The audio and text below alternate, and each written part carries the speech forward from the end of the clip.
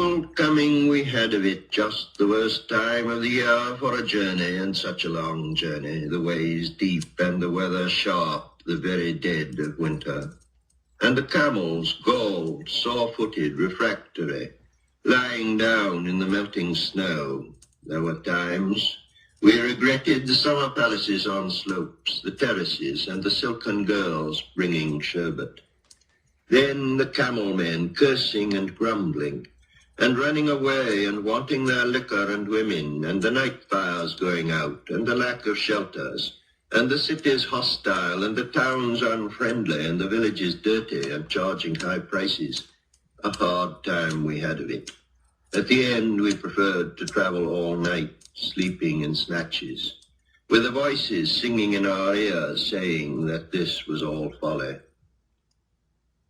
Then at dawn we came down to a temperate valley, wet below the snow line, smelling of vegetation, with a running stream and a watermill beating the darkness, and 3 trees on the low sky, and an old white horse galloped away in the meadow.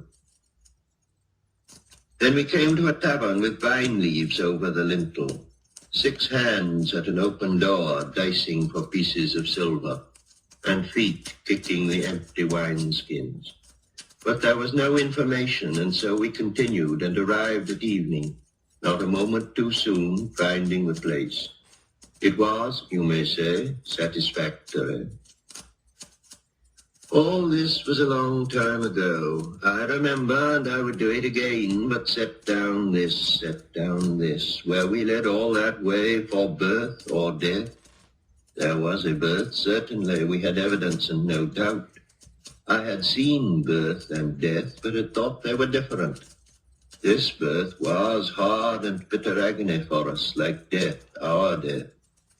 We returned to our places, these kingdoms, but no longer at ease here in the old dispensation, with an alien people clutching their gods. I should be glad of another death.